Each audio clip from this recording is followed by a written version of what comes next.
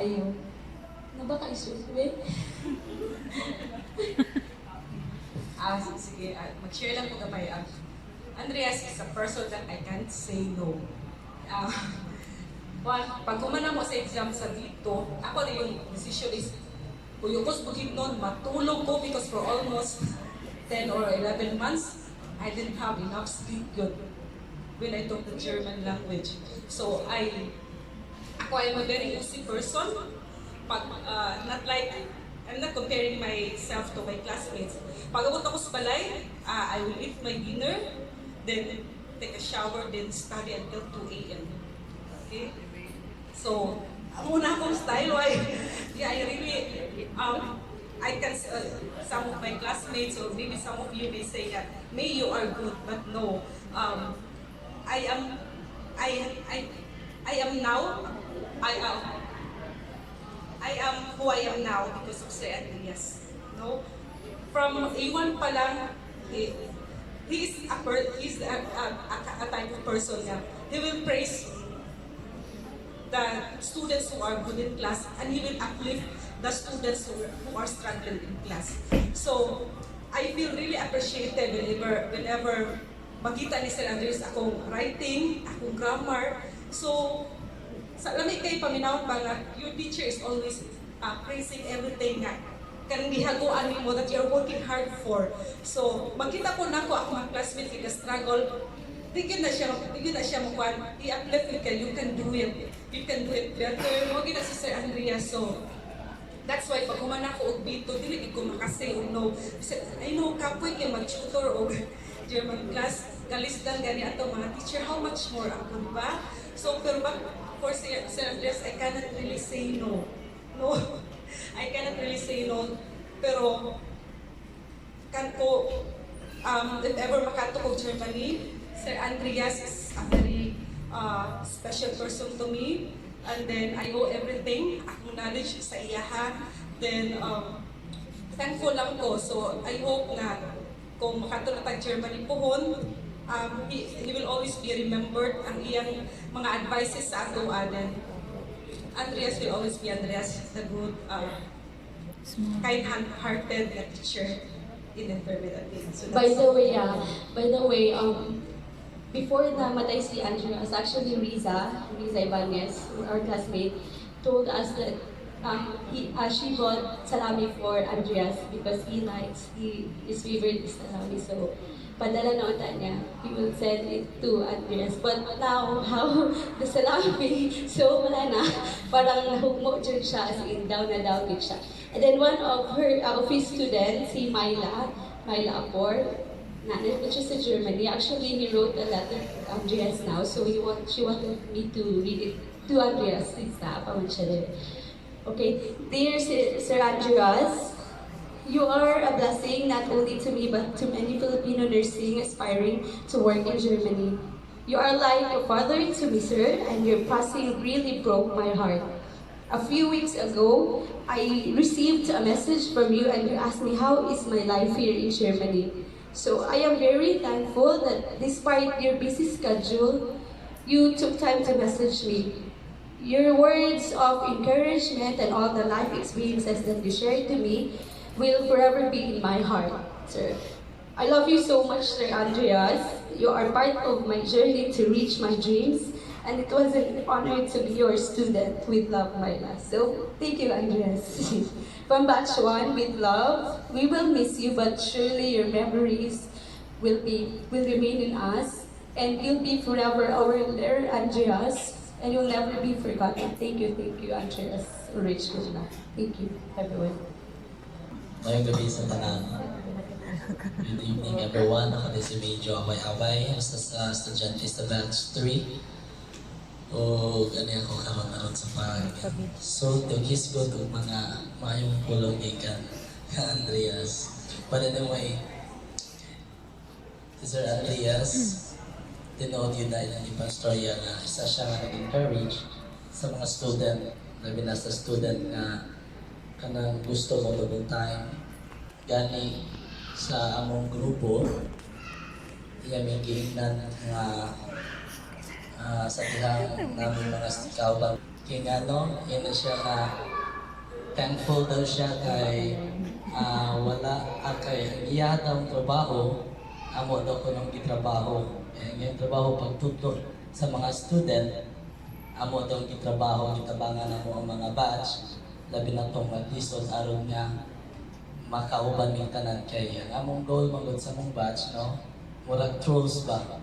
Ang trolls, no one left behind. Mo yun na among goal. So, si Sir Andreas, bisan pa o naglisod siya, usahay, makita yun na mo nga nag-struggle siya. Pero iya yung gipatasan niyang patience sa moa. Iya yung gihatag ang tanan niyang test aron lang mi nga makasabot ug makabalo. Now, ining akong gi-istorya diri ay now dili ni para kang Sir Andreas tungod kay nanamang yun na siya diha. Para ni sa ato. Now, ang ato karon diri nakita na to ang usa ka inspiration naghigda diri sa mga tubangan. No? Siya ipahulay na ug maayo ang iyang kahimtang sa pagpahulay. Now, ang akong ikabilin dili para kang Andreas kundi para ka nato nga mga buhi. No? Unsa man ka ang mahitabo ka nato kung kita na iparehaan nga pagatanawon. Nabatay ikabilin sa atong mga kauban. Mahimo pa kitang inspirasyon sa uban nga katawhan. Mamahimo pa kitang usa ka ehemplo para pagdala, pagdasig ug paghatag ug maayong pagtagad sa mga tao aduol ug palibot ka nato. No? Sama ni Sir Andreas, daghan kay siya og na-inspire. Daghan siya natagaan og damgo nga nagtinuod. Daghan siya natabangan yung mga estudyante nga nakita na to nag-struggle na iyang gi-lift up. Panahon sa ato karon ng mga buhi, pwede ba nato ni mabuhat usab sa pag-lift sa uban ng mga estudyante, kauban nato, mga classmate nato, labi na kini nag-eskwela pa karon, makahatag batag time sa ilaha para pagtudlo, pag-share sa atong nibaluan. No, kay dili kalim ang mag-German language. In fact, si Ma'am Rachel, kapila may naging nga ma'am, mag-stop na kong wife, kay dili makaya kami duha. Wala may kwarta, wala may ka-support. Di undang min sigida sa DOH, di ba Ma'am Rachel? Ako din siyang ginan, muundang na kay wala na may ika-support. But still then, si Sir Andreas nag-ingon yun, no, you have a very wonderful life in Germany, puhon. No, puhon ako anak, pero siya nag-ingon siya. Kung unsa imong makita diri pag magato ka sa Germany, makalimot ka kung sa Pilipinas. niya. So, muna nga, dili na mo ni makalimtan si Sir Andreas. Ang ato lang kita karon ay now dili na mo na siya makadungog kay nanaman siya siya kaulayan. Now kita karon nga buhi. Makaya ba nato na mahimo tag inspirasyon? Not just sa ato ang uban nga mga tao, pero maskin sa atong family, sa atong igsuon mismo atong ginikanan. Inspirasyon ba ta nila? Makaya ba nato ang pagpahalaga sa kinabuhi atong ihatag nila aron puhon kung kita'y nana sa tubangan, makita ko nila nga ika-istorya nga kini siya nahimo na ko ng inspirasyon sa kong kinabuhi, mauna nga nag-successful ko. No? Kinusa kapag pahinumdum nato ng mga buhi, dili sa patay. Tungod kay kitang mga buhi, ado na patay dako nga mahimo. Pero ang si Sir Andreas, nahuman na niya ang iyang nahimo. Nahuman na niya ang iyang tumong og tuyo. Daghan na siya nahatag ang kaugmaon sa mga estudyante pareha nato sa una. Nahuman na niya. Kita kaha. Mahuman babod kaha nato ang atong katuyuan nga nung natawtan nining kalibutan na. Mana atong question karon, di ba? Inigabot nato pohon sa Germany. Basin po itong atong pambuhaton dito tungod lang sa monetary. Daghan po tagyapon mahimo na itong katabangan dito. Atong mga patient, mahimo tayong inspirasyon sa itong mga pasyente pohon dito. Sa atong kauban o sa ato ang mga boss o si bisan kinsa. mamahimo po tayong inspirasyon sama ni Sir Andreas. Usa kini dako kini nga atong talan-awon ug atong hinumduman samtang kita buhi pa ni kalibutana ug ang Dios lang ana ang makatabang kanato. Di ba? Amen? So, adisir ko mo padayon akong nihatag kagawad ang kagawad ng barangay, no? Kini among kagawad suportado kami ani tanang buto to asiyaha, no? Ang atong kagawad ng barangay among gituyo nga siya gyud ang among paistoryahon kay dako kayo ni siya og suliran sa una apan si Sir Andreas ay usa ang nagpataas niya aron nga mahuman gyud niya og iyang makabot ang paghuman sa kaning Deutsch, no? Sa atong language ug mapasar gyud niya. So akong gihatag kang kagawad Margarita. Tawagon man ni siya ni Sir Andreas na Margarita. Naon ni siya sa una nang ko makalimot ani si kagawad Margarita. Good evening, everyone. Actually, nako stage fright. Hindi ko use, pinood, barangay ko sa among barangay kagawad. So, hindi ko use it mag-talk in public. So anyways, nabugos ko. Kaya pa mo naghimo kayo ng, pasensya yung lagi ko yung, anyway. Nako yung paligo. So, ano na ko. Way back in June 2018, my friends invited me to enroll in Intermed. At first kay, kung sa man na, German language maglisod good kay siya at sa tinod lang. Pero na-convince ko nila, nag-enroll ko. Even if kanang newly elected ko as barangay kagawad, kay May man to nga election, or nisulod gabon ko. And it was very stressful for me kay gatrabaho ko sa health check, diagnostic center, and then I'm a single mom. And sometimes pag magklase may gaubanon ako akong anak sa among classroom. Apil po siya, may pa siya mag-German kaysa ako. Dali na siya makasabot. So anyways, kanang na one time na nag-uban mi ni Sir Andreas kanang in front bitaw sa Intermed na itindahan diya sa Ubos. Dayon, nag-storya siya kanang so,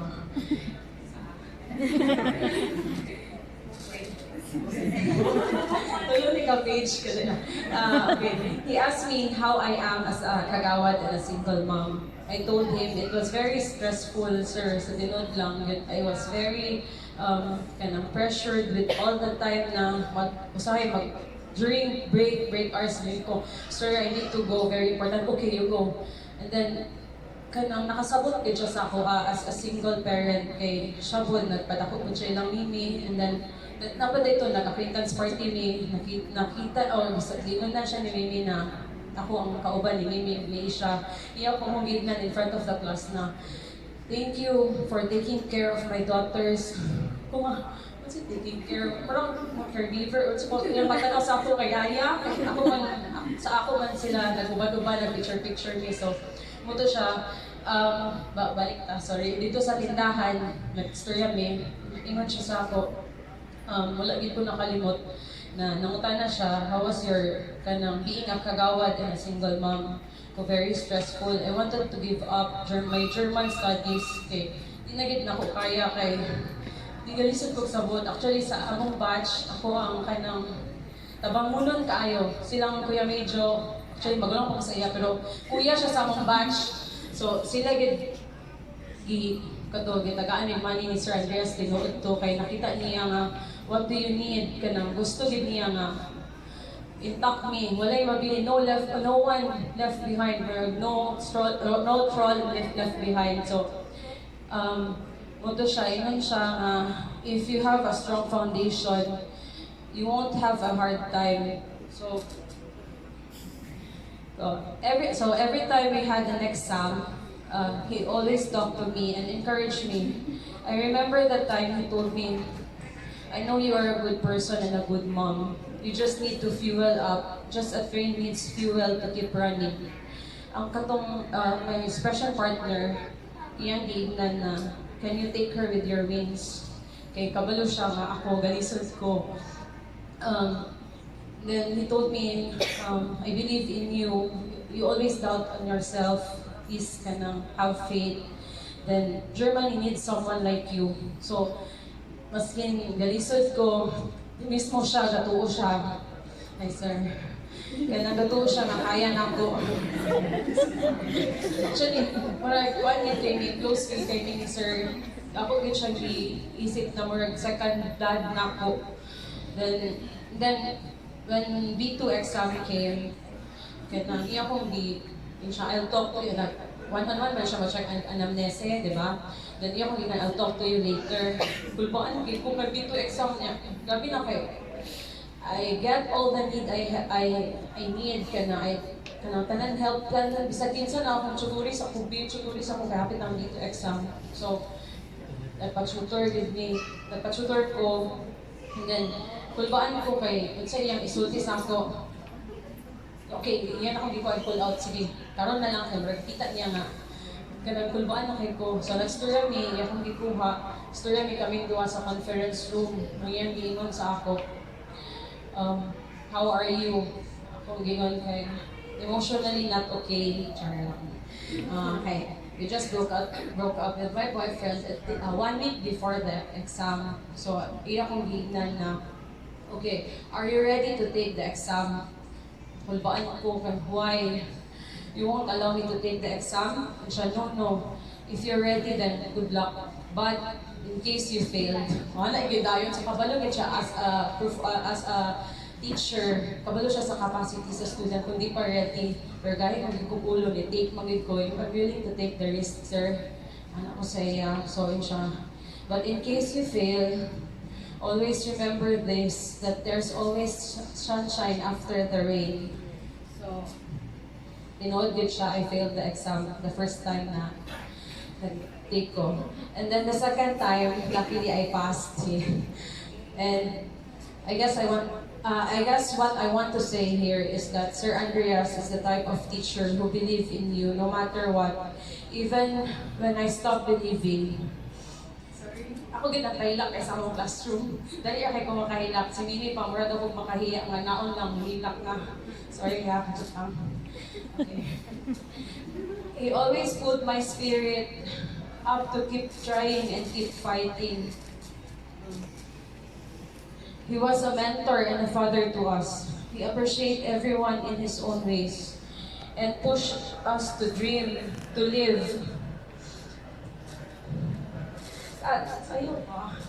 Tatay, we miss you. Although it pains us to see you go, we celebrate your life and the person that you are. May you rest in peace, Tatay.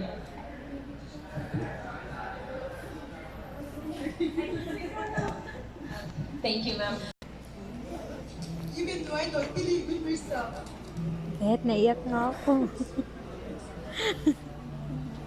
It keeps on pushing me up.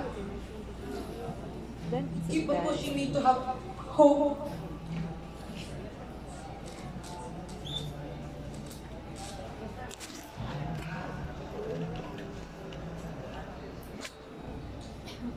And hindi siya nawala ng pag-asa na to keep on advising me, supporting me, and understanding me.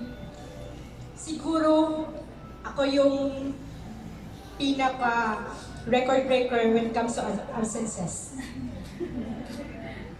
To tell you the truth, minsan absent ako 3 days, 4 days straight yan. But never siya nag-give up because he knows yung situation ko, in which my first priority is my kids.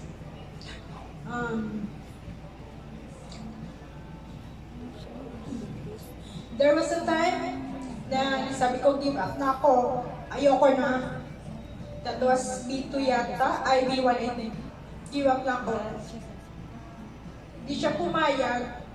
Then I asked Ma'am Rachel na pwede skip ako for 1 month. Kaya sabi ni Sir, just continue nila.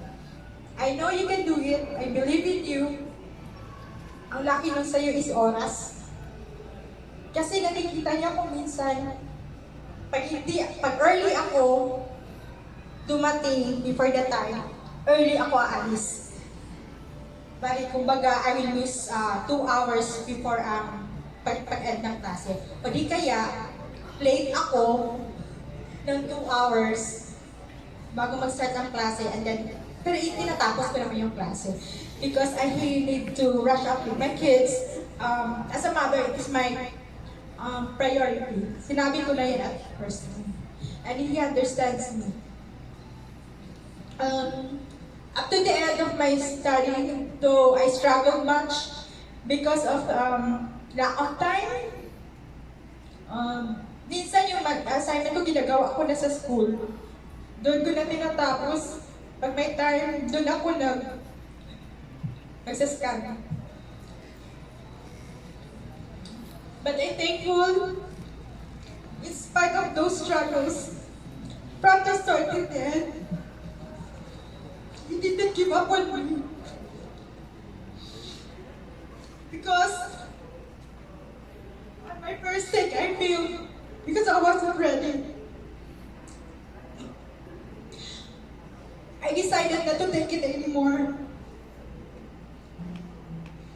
But then he called me and told my friends not to take the exam again as sooner as possible.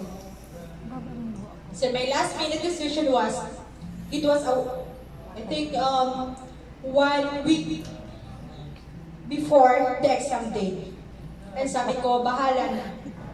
I'll take the risk no matter what. Pag pumasa. Pag hindi, it's God's will. And on my second take, it passed. And I'm thankful. And I thank Him. And my last memory of Him was days before the incident. Dun sa office, sa school, sabi niya, nag-talk kami ni Ma'am Rachel. Tapos sabi niya, hey Nila, I remember you. You're the one. Kumbaga, hindi niya ako nakalimutan and remember me. And sabi niya, you're such a good mother. And I thank you for that. Because no matter what, sa mga lapses ko sa school as a student, he was able to understand me. For I know he is such a good father, that's why he understands me. And thank you for everything. I will always remember you as Tatay Andreas. Thank you, Mikan. Love you so much. And innocent. Okay. Another request from B2. Ma'am. Guten Abend zusammen. I apologize in advance. It might be a bit awkward here. I don't really talk so much about it.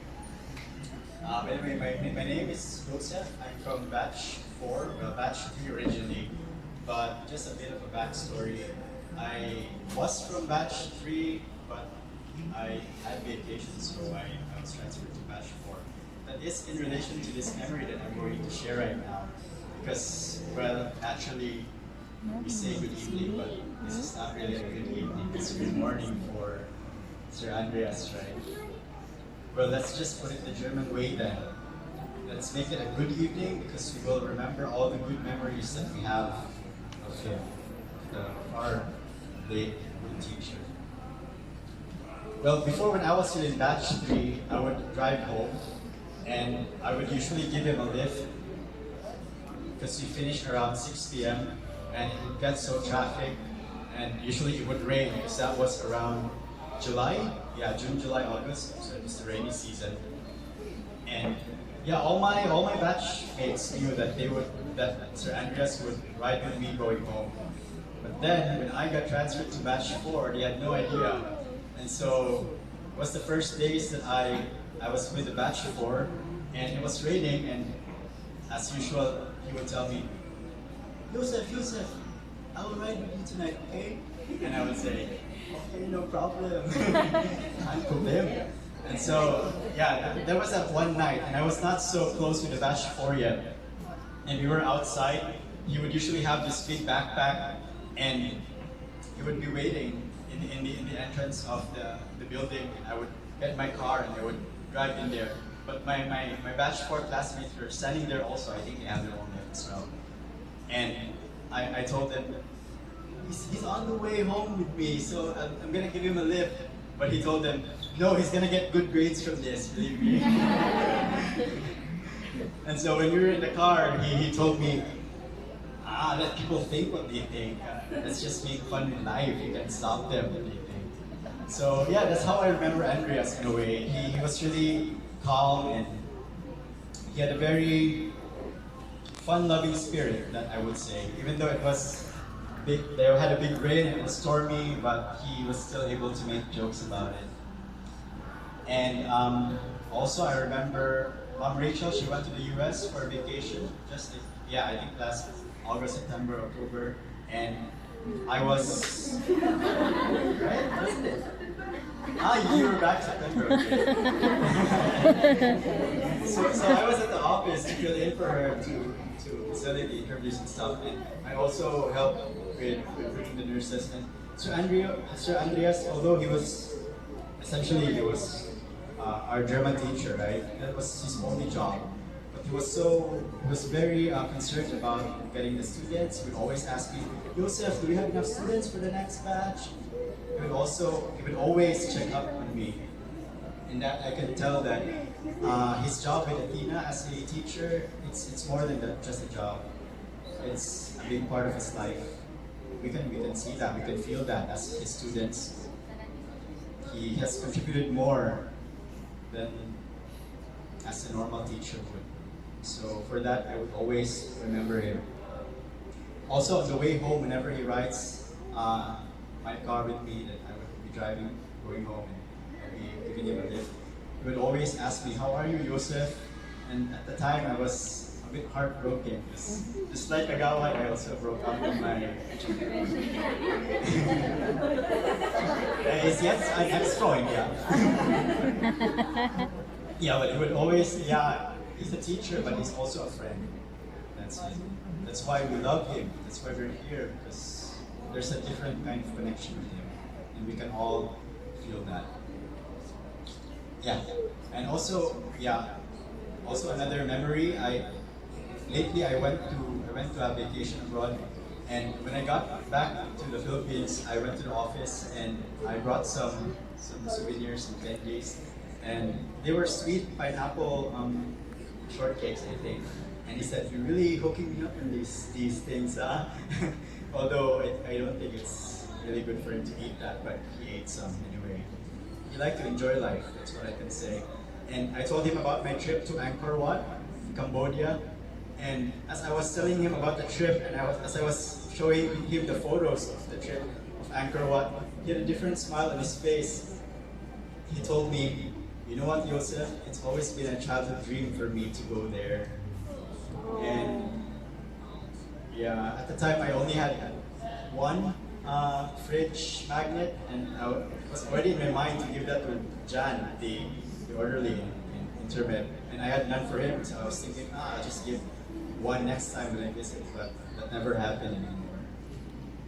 I still have one at home, I'll just give it to Mimi, Anyway, thank you, Sir Andreas. You have changed our lives forever. You have helped us achieve our dreams, for which that will have a domino effect, because you will be in Germany helping lives there. Du hast unser Leben für immer verändert. Und dafür sind wir dir sehr dankbar.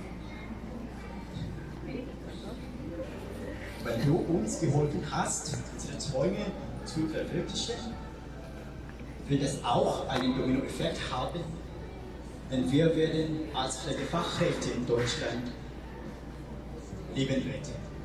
Danke sehr. Ruhe in Frieden, Herr Gundlach. Dankeschön. I remember the first day I sat in Sir Andreas's A1 class, or as we lovingly called him, Tatay, with a blank expression on my face, saying or thinking, ano ba tong pinasok ko? What did I get myself into? And I would still remember the first German phrase the tatay wrote on the whiteboard, Punktlichkeit is die Höflichkeit von Königin, which means punctuality is the courtesy of the kings. Because he hated Filipino time. He always comes to class an hour or two, even 2 hours earlier. That's how dedicated Sir Andres is of a teacher. Deutsch is not easy. He always reminded us of that fact. But he told us to strive hard, to do our best, to study, and always vocabs, vocabs, and vocabs. His part with teaching did a very big impact on my life, on our lives. He is more than a teacher. He was our second father, who taught us valuable lessons in life. More than that, he was a friend who fondly shared his beautiful memories when he traveled in Canada, in Manila, when he lived in Cebu. I can still remember when we were about to take the exam. We were really disappointed. We lost hope. But he always reminded us and told us that I know you can do it. He always go an extra mile as a teacher. Before a week or a few days before we went to Iloilo, he even called the management to ask if our batch can have the fifth expression instead of the first takers, because he told us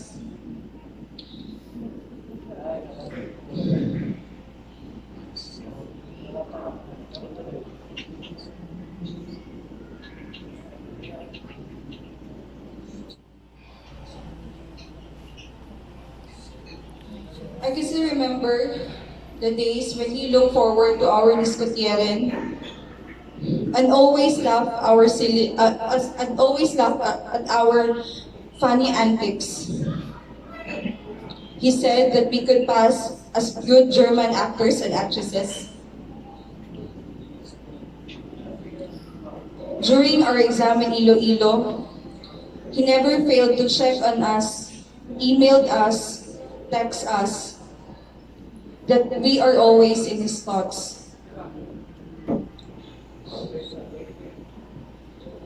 And during the first days of our A1 classes, I'm not bragging or anything, but he told me and Ma'am Rachel that I am a good student. I would admit that I am pressured, but because of those words, I even strive hard. And also he told me to help my classmates, to tutor them, because he said that he doesn't want anyone to be left behind. He taught us not to compete with each other, but to help each other.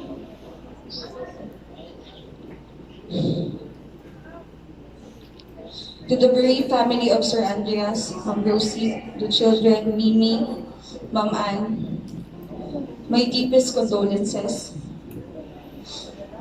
I, your bida-bida student, and the rest of the batch 5, Antonio, Cleo, Jean, Ernie, Brian, Rachel, Nicole, Kenneth, Angelique, Ruby, Jaira, Chris, Yvette, Ellen, Leia, Steve, Anne, Lizelle, and Ate Jen. Verberten Dish, Sicherlich Permission, vielen Dank für die Anleitung, Weisheit, Erinnerungen und Freundschaft. You're no longer in pain, Tatay. You are in good hands now. Ruhe in Frieden, Sir Andreas. Verlieben Rish. Dampang.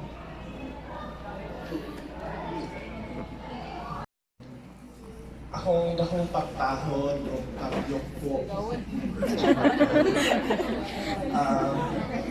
Sa pamilya ni Sir Andreas, Ma'am Josette, Ma'am Rachel, Sir Andrew Lubanta na co-worker ni Sir Andreas for the longest time.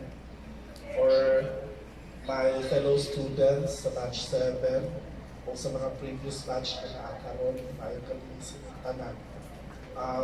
Standing before you today, tonight especially, is not the brightest student, but the most beautiful.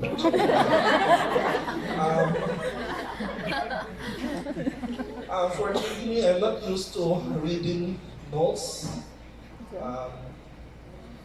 Pero to keep my sanity and my thoughts straight, I need to do this. Charot. I cannot promise na ulak mo. Sure. Kung dili ko mag-Deutsch karon kay medyo kabalo mo na ng sponge, kanang hapit na mas spaghetti na sponge, para ilabayan na, una ko utok karon. We are gathered here tonight not only to give tribute to a man who I think has lived his life well, but also remember, cherish, and perhaps immortalize the memory of the very person we all have come to love so dearly.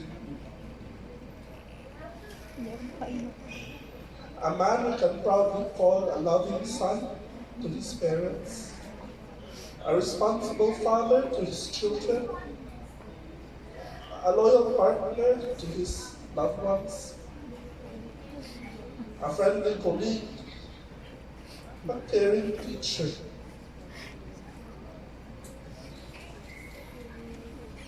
What to show you?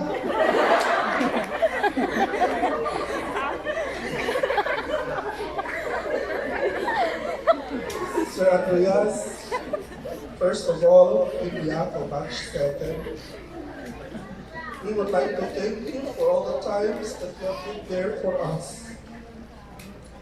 Thank you for stretching your patience as wide as the Pacific Ocean can be to accommodate our imperfections or pagkukulang as your student. Thank you, sir. Speech back.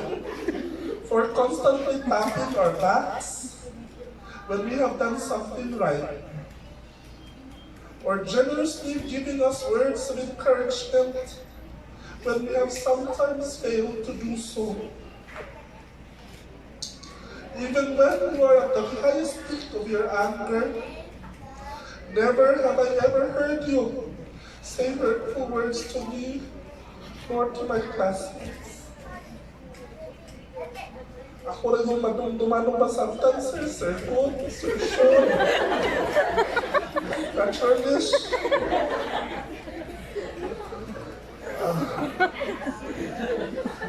And for that, I have so much respect for you. Sir, thank you for teaching us life lessons as valuable as our lives can be, all of which we will carry with us till the end of our days too. Sir, we are truly sorry, especially me, if there were times that we have somehow failed you or your expectations. We are sorry if somehow we have hurt you in any way.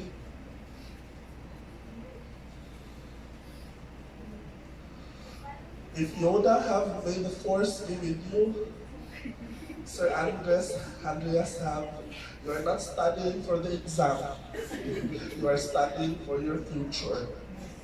Once again, thank you, sir, for being the wind beneath our wings. Thank you, Tatay, And as long as you are in our hearts, you are never really dead. Indeed, cheers to you, sir, for a life well lived. There are no goodbyes just yet, but only a see you around. Thank you.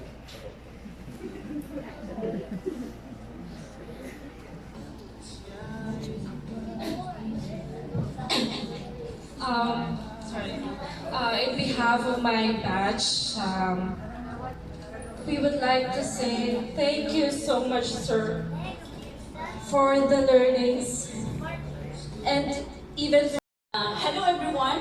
Hello Loite. Hi sir. I hope I made you proud with my opening words. Taas kayo to siya guys. So maybe you would say batch 9, wala ka mo man itong pinakabago. But guys, truly indeed, it is not the length of time that matters most. No, it is the quality of time you spend with that person.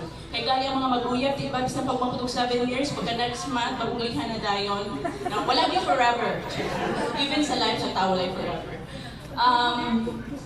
Si Sir Andreas, bisa, kanang si tawagan ni Oy, kanang kadali lang na siya nakauban, but we learned a lot of valuable things from him.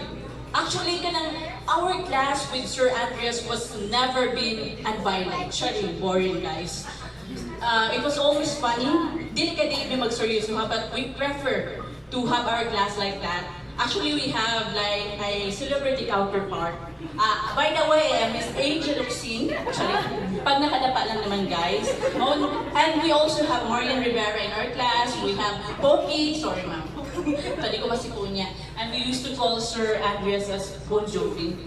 Because he rocked our world with the German language. So, I don't want to remember Sir Andreas in a sad way. Kay every time yung mag-class may happy man, from the time we start to the time we end. Sorry kay Ma'am Rachel, no? Kay every time mag-class may saba kayo ang batch. Like what I've said a while ago, Sir Andreas helped us learn a lot of valuable things in life. But I will just mention 2 of the most important things. First is that I know nurses by nature, we are very much goal-oriented. But Sir Andreas told us that even if you become ambitious, don't be that selfish. Moingon siya sa mua nga, as much as possible, we can learn together. I don't want to lose any one of you guys.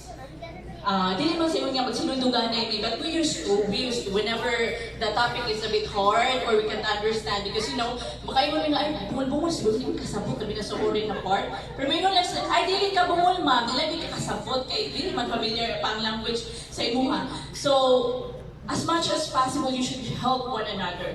It is better to achieve success while helping another person to achieve his goals also. So don't be that selfish. Grab mentality is should not be part of our mentality. We should help each other in achieving our goals.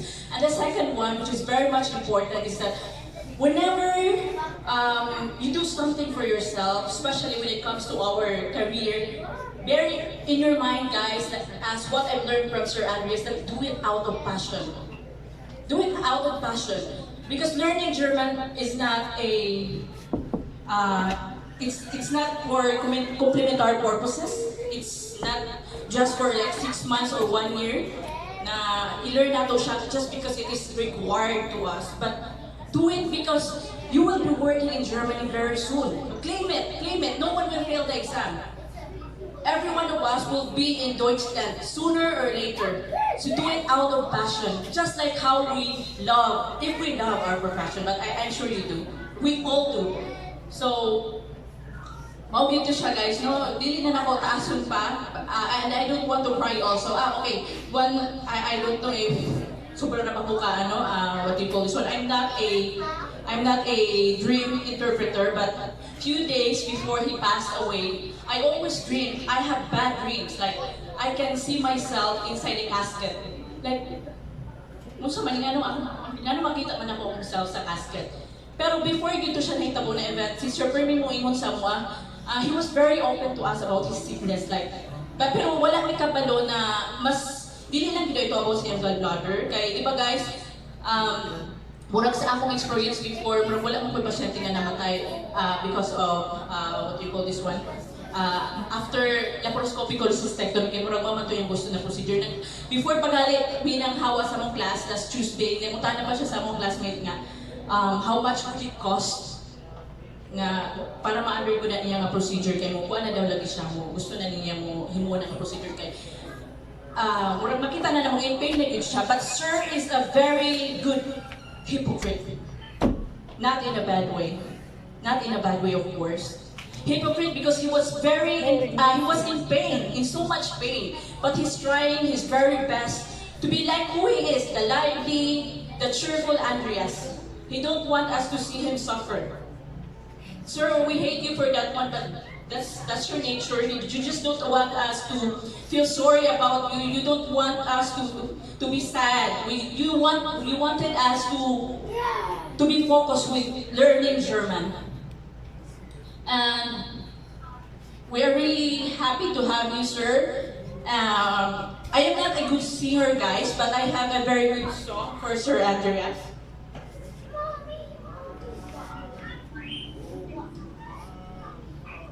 I'm not a good singer and I'm not good with this genre. But, you know, few seconds ago I realized I'm really not a good singer. But I'll try my very best for you, sir. You know, rock and roll, sir. The title of the song is The Leader of the Band. An only child alone and wild, a cabinet maker's son. His hands were meant for different work, and his heart was known to none.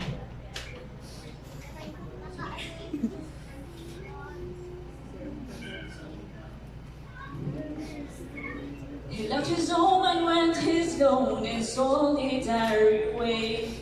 And he gave to me a gift I know I never can repay. The leader of the band is tired and his eyes are growing old.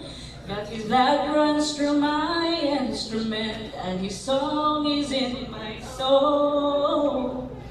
My life has been a poor attempt to imitate the man. I'm just a living legacy to the leader of the band. That's a very nice song, sir.